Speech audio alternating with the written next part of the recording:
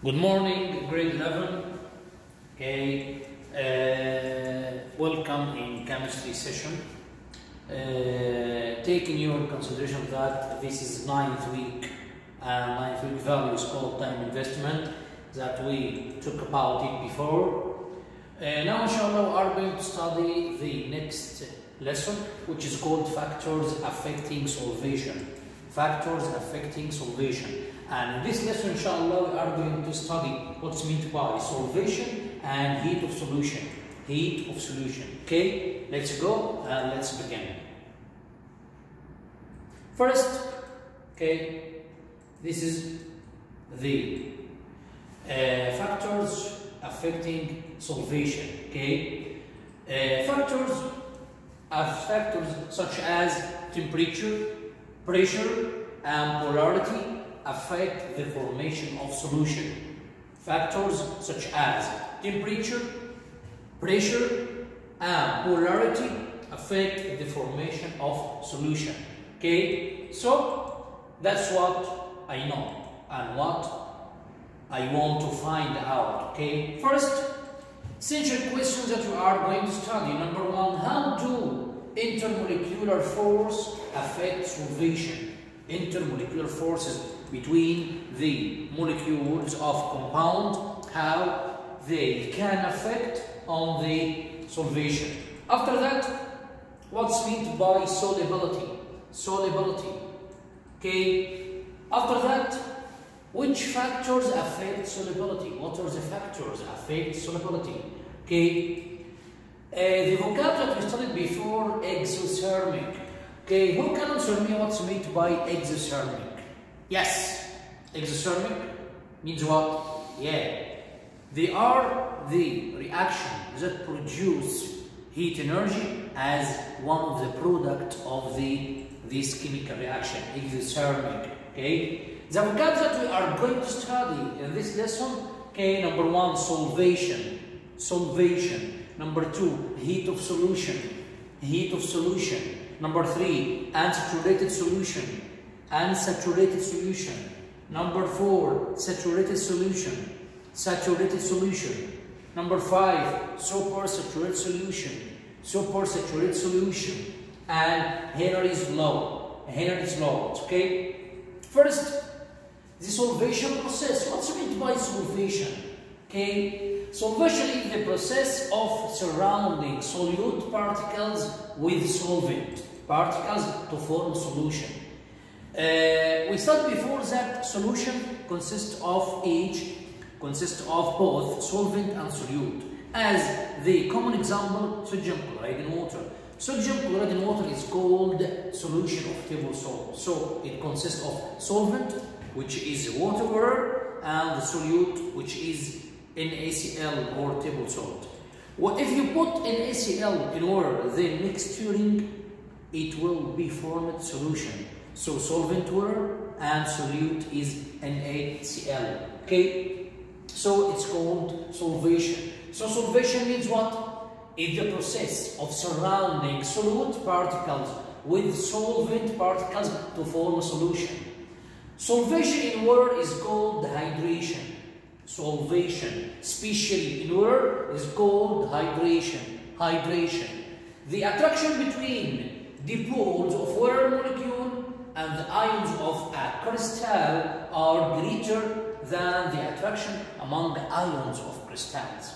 Okay, so you must take in your consideration that the attraction between dipoles of water molecules and the ions of crystal are greater than the attraction among the ions of crystal. Okay, so attraction force between water and the ion crystals.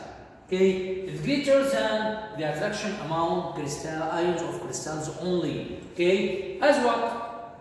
Okay, as this. This is the NaCl. Okay, hydration. This is hydrated ions, Na and Cl. Na ions, okay, and Cl ion.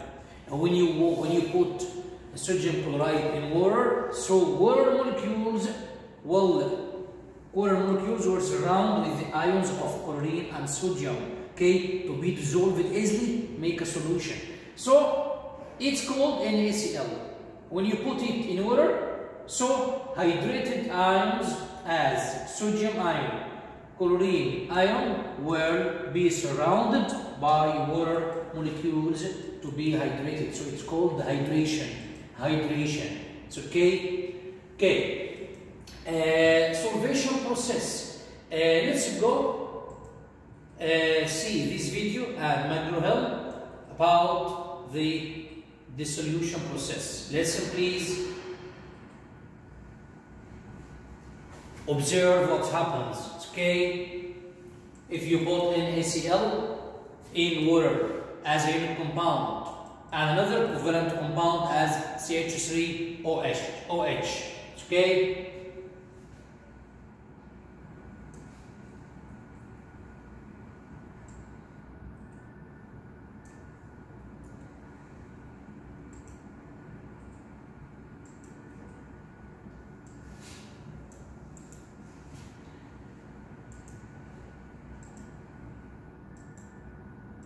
About the internet, there's a problem in the internet to see video. It's okay. We are going to see this video in next lecture, inshallah.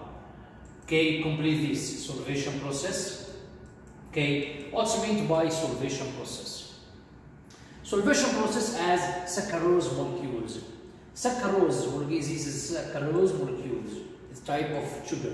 Saccharose molecules have several OH bond, OH bond, OH.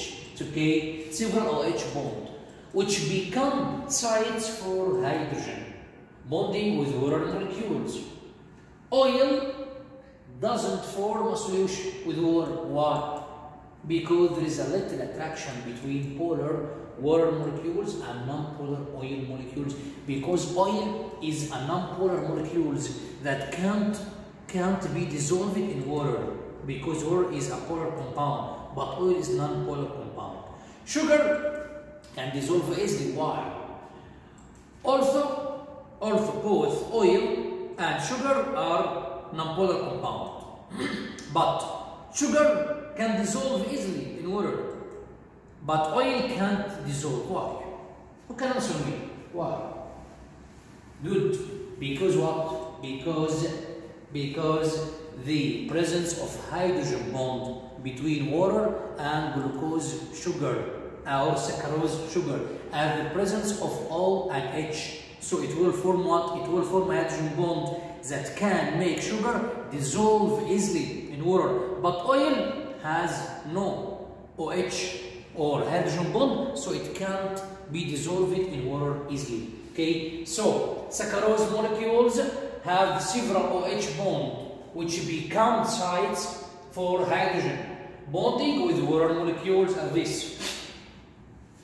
Oil doesn't form a solution with the water because there is a little attraction between polar water molecules and non-polar oil molecules. It's okay. So after that, okay, the solvation process. What's meant by solvation? During solvation, the solute must separate into particles as NaCl. NaCl separate into Na ions, sodium ions, and chlorine ions into particles and move apart, which requires energy to be.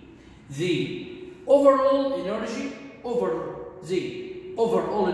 change that occurs during solution formation is called heat of solution.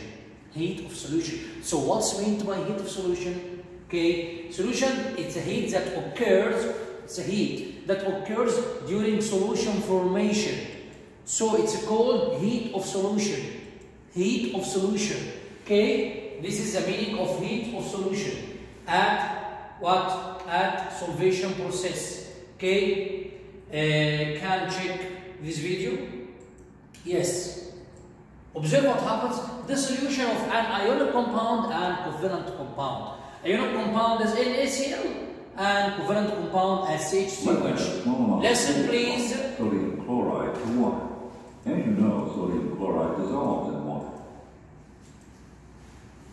Listen, please. Listen. Slab less, please. What happens when you put sodium chloride? Polar water molecules. This is what happens.